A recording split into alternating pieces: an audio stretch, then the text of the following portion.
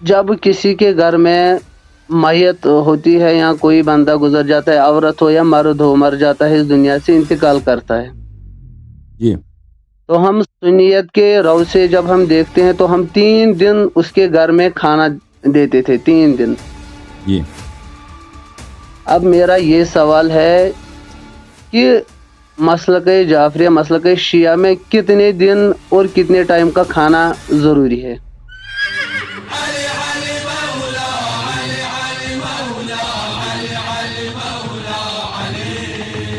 السلام علیکم، کیسے ہیں شیخ صاحب؟ وعلیکم السلام ورحمۃ اللہ وبرکاتہ۔ خیریت سے ہیں آپ؟ ٹھیک ہیں؟ ہاں، شکر مولا کا، الحمدللہ الذی جعلنا من المتمسکین بولایت امیر المومنین علی ابن ابی الحمدللہ طالب الحمدللہ کرم الحمدللہ اللہ رب تعالی العالمین۔ وجہ الکریم۔ اللہ آپ کو حسن عزت اللہ دے، یاری صاحب، ہم تو کشمیر سے ہیں۔ اللہ آپ کو سلامتی اور عزت دے میرے بھائی۔ کشمیر ہند سے یا کشمیر پاکستان سے؟ کشمیر ہند کشمیر سے۔ انڈیا والے کشمیر سے، اچھا اچھا، اللہ آپ کو سلامتی دے، اللہ آپ کو عزت پچھلے 2 ہفتے سے میں نے بہت انتظار کیا تو ٹائم نہیں آیا۔ اب جعفر بھائی نے کہا کہ انشاءاللہ آج جلدی ملاقات کرائیں گے آپ سے۔ آپ کا اسم گرامی کیا ہے؟ میرا اسم گرامی مہراج احمد ہے۔ مہراج بھائی، آپ شیعہ گھرانے میں پیدا ہوئے؟ وہ تو میری خوش قسمتی نہیں تھی۔ کب سے آپ شیعہ بنے؟ مولا کا کرم ہے، پچھلے 5-6 سال سے ہو گیا۔ ماشاء اللہ ماشاء اللہ ماشاء اللہ ماشاء اللہ۔ لوگوں کو پتہ ہے آپ کے شہر میں آپ شیعہ ہو چکے ہیں؟ سبھی کو تو پتہ ہے، ماشاء اللہ ماشاء اللہ، اللہ آپ گھر کو والوں عزت کو بھی سلامتی دے۔ پتہ ہے، گھر والوں کو بھی پتہ ہے، سب کو پتہ ہے۔ میرے یہاں ہم 3 کزن ہیں۔ صحیح۔ پہلے ایک بنا، پھر اس نے ہمیں کہا کہ اہدنا الصراط المستقیم کا جو راستہ ہے وہ تو یہی ہے، اہل بیت کا گھرانہ۔ ماشاء اللہ۔ پھر اسی کا مطالعہ کر کے پھر یہاں تک، پھر میں اصل میں مجھے فاطمہ زہرا سلام اللہ علیہ کا جو میں نے مسئلہ باغ فدق جب پڑھا اور سنا بھی، تو اسی کی بنا پر، اور مولا علی علیہ الصلوۃ والسلام کا جو غدیر خم کا واقعہ جو میں نے سنا اور پڑھا بھی، جی جی۔ ان دونوں کو پڑھ کے اور سن کے پھر میں نے ڈیسائیڈ کیا میں پھر شیعہ ہو گیا۔ ماشاء اللہ ماشاء اللہ ماشاء اللہ، اللہ آپ کو سلامتی دے۔ آپ سے یہ بہت خوش قسمتی ہے میری کہ آپ سے ملاقات ہو رہی ہے، اور میرے اللہ آپ 2-3 سوال تھے جو بہت اہم تھے، اس لیے میں نے کال کی۔ زیادہ ٹائم نہیں لوں گا، جی سر، بولیں بولیں، اللہ آپ کو عزت دے، بولیں، اللہ آپ کو عزت بس سلامتی دے۔ پہلے میری یہ خواہش ہے کہ میرے ابا جان کے لیے دعا کرنا۔ اللہ تعالیٰ آپ کے والد صاحب زندہ ہیں، وہ دنیا سے جا چکے ہیں؟ ہاں زندہ ہے، لیکن بیمار ہے، بہت بیمار ہے۔ اللہ تعالیٰ شفائے عاجل عنایت فرمائے، اللہ تعالیٰ ان کو عافیت دین و دنیا عطا کرے انشاءاللہ۔ آمین۔ لگ بھگ 20-25 سال سے وہ ایک ہی جگہ پر ہے، آنکھوں کی روشنی بھی نہیں ہے اور کانوں کی بصارت بھی نہیں ہے۔ اللہ تعالیٰ ان کے مشکلات کو آسان کرے۔ حق محمد و آل محمد علیہ السلام۔ میرے سامنے ہی وہ ابھی سو گئے، میرے سامنے اسی کے پاس سوتے ہیں، کیونکہ اس کو باہر باتھ روم لے جانا پڑتا ہے، ماشاء اللہ اسی ماشاء لیے۔ اللہ، اللہ نے بڑی سعادت دیا کہ آپ والد صاحب کی خدمت کرتے ہیں، یہ بڑی سعادت ہے جناب۔ تو میرا سوال تھا یہ آغا جان کہ جب کسی کے گھر میں میت ہوتی ہے یا کوئی بندہ گزر جاتا ہے، عورت ہو یا مرد ہو، مر جاتا ہے، اس دنیا سے انتقال کرتا ہے، جی تو ہم سنیت کے رو سے جب ہم دیکھتے ہیں تو ہم 3 دن اس کے گھر میں کھانا دیتے تھے، 3 دن۔ جی۔ اب میرا یہ سوال ہے کہ مسلک جعفریہ، مسلک شیعہ میں کتنے دن اور کتنے ٹائم کا کھانا ضروری ہے؟ اگر کوئی مرتا ہے نا تو 3 دن کے لیے، روایات میں مجھے جہاں یاد پڑتا ہے 3 دن کے لیے، پڑوسیوں کے لیے، رشتہ داروں کے لیے مستحب ہے کہ اس کو کھانا نہ پکانے دیں۔ جو عزادار آدمی ہے جس کے گھر کوئی میت ہوا ہے، اس کو کھانا نہ پکانے دیں، تو وہ اور اس کے گھر کھانا لے جائیں، اور خود وہ گھر جا کے کھانا نہ کھائیں۔ ان کے دسترخوان کا کھانا نہیں کھانا چاہیے جو مصیبت زدہ آدمی ہے، بلکہ اس کو کھانا کھلانا چاہیے۔ جی ہاں، 3 دن برابر؟ جی جی جی سر۔ اور دوسرا میرا سوال یہ تھا، جو تیسرا خلیفہ تھا سنی مسئلے کے مطابق جو عثمان تھا، جی رسول اللہ صلی اللہ علیہ وآلہ وسلم نے خود مروان کو یعنی نکال دیا تھا شہر سے. ہم، پھر جب عثمان کی باری آ گئی، جب وہ خلافت بیٹھ گیا، تو اس نے اپنی بیٹی کو یعنی اس کو داماد بنا دیا.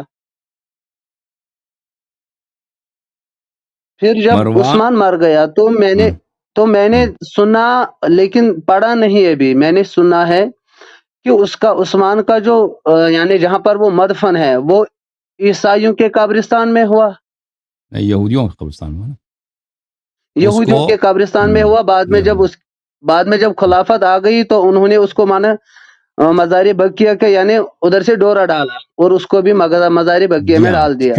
کیونکہ عثمان کا جب قتل ہوا تھا نا تو اس کی قتل کے اس کے وقت بغاوت کا وقت تھا نا، تو عثمان کے مخالفین کا مدینے پہ قبضہ تھا، اور عثمان کے جو رشتہ دار تھے بنی امیہ وہ کافی کمزور تھے، یعنی وہ سب لوگ عثمان کے مخالف تھے، صرف اس کے اپنے قبیلہ کے لوگ تو اس کے ساتھ تھے.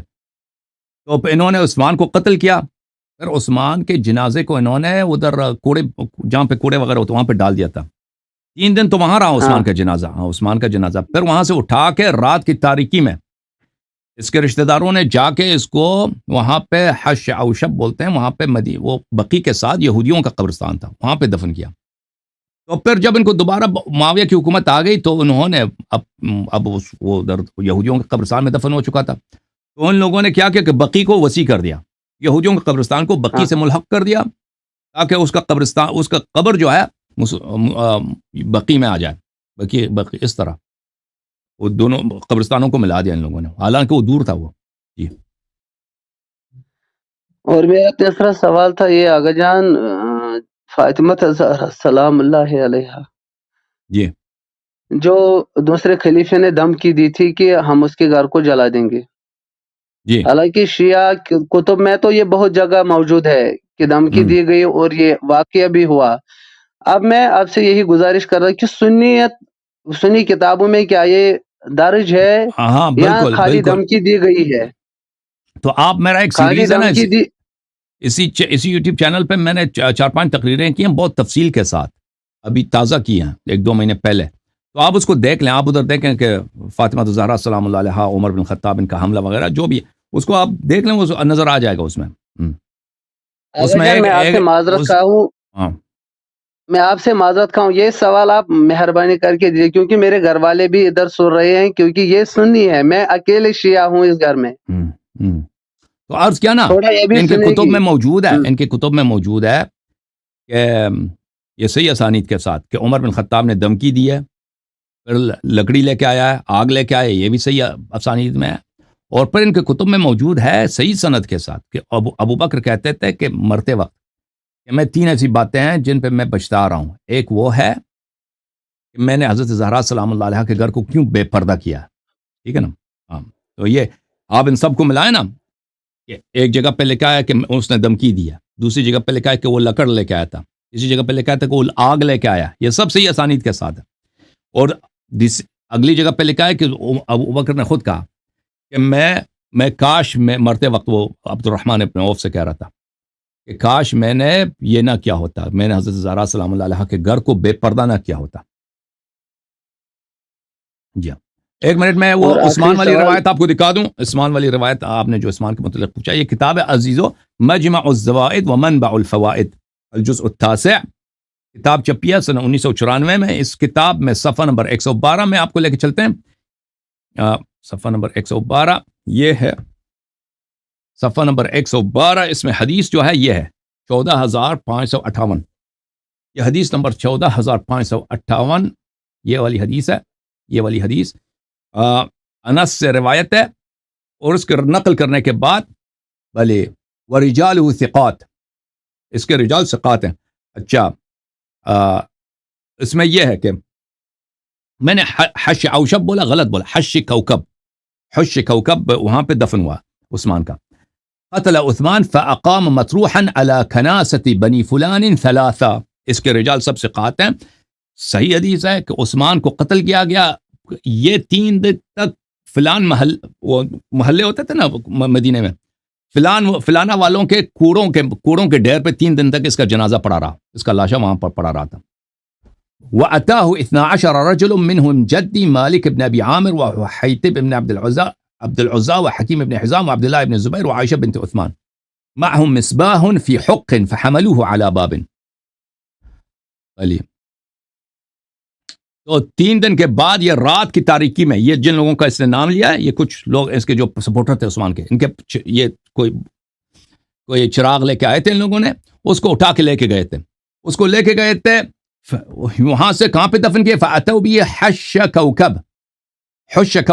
کوکب وہاں پہ لے کے گئے، وہاں پہ دفن کیا اس کو، حش کوکب میں. باقی مسلمانوں کے قبرستان میں دفن نہیں کیا، وہاں پہ دفن کیا. اچھا، اور مزید کتابوں میں بھی اس موجود ہے، طبقات ابن سعد وغیرہ میں. اوکے. اور میرا ایک اور سوال تھا آغا جان کہ جب امام حسن مجتبیٰ علیہ السلام کا جنازہ نکلا، کل مجھے ایک سے بحث ہوئی تھی تو اس کو میں نے کہا کہ نہیں، جب اس کا جنازہ نکلا گھر سے تو دوبارہ وہ گھر واپس آ گیا، لیکن اس جنازے پہ تیر بسائی مسلمانوں نے، پھر اس نے میرے ساتھ جہالت کی. میں نے جب اس کو کہا کہ عائشہ نے پہلا تیر مارا، تو یہ جو ان پہ تیر لگا نا، یہ تو وہ مخالفین شیعہ کتاب میں ہے کہ عائشہ نے حکم دیا تھا. یہ مخالفین کی کتاب میں مروان نے حکم دیا تھا. مروان جو مدینہ کا گورنر تھا، ان کی جانب سے، کیا نام ہے، جو عثمان کا داماد تھا، جو عثمان کا داماد تھا، معاویہ کے زمانے میں وہ مدینہ کا گورنر بنا تھا دوبارہ. تو یہ کہتے ہیں کہ اس نے کہا تھا، مخالفین کہتے ہیں. لیکن بہرحال ہمارے ہاں یہ ہے کہ عائشہ بھی اس میں تھی. بالکل. اور آخری سوال میں ہے آغا جان کہ جو ہم نماز پڑھتے ہیں، اہل تشیع جب ہم نماز پڑھتے ہیں تو واجب تو ضروری ہے، واجب نماز تو ضروری ہے. جو نفل نماز ہوتی ہے، مثلا صبح کے 4 رکعت ہوتے ہیں، 2 واجب اور 2 نفل جو ہوتے ہیں، باقی جو 5 ٹائم کی نماز ہوتے ہیں، اس میں یہ ضروری ہے نفل پڑھنا، یا اگر واجب ہی پڑھیں گے تو ٹھیک ہے؟ تو واجب پڑھیں تو ٹھیک ہے. اگر مثلا بعض نمازیں ہیں ان کا تاکید زیادہ ہے، مثلا نماز مغرب کے بعد جو 4 رکعت نمازیں ہیں وہ اس کی تاکید ہے کہ اس کو نہیں چھوڑنا چاہیے کسی حال میں. ظہر و عصر کی اتنی تاکید نہیں ہے، لیکن نوافل کی ہے کہ انسان اگر پڑھے تو بہتر ہے، نہ پڑھے تو گناہ نہیں ہے. اور مغرب کی یہ ہے کہ مغرب کی جو نافلہ ہے اس کو پڑھنا چاہیے، اس کو نہیں چھوڑنا چاہیے کبھی کسی حالت میں. بس یہی میرے سوال تھے، بس ہمارے لیے بس دعا کرنا. تھینک یو سر، اللہ آپ کو جزائے خیر دے، مہراج بھائی، اللہ آپ کو عزت دے.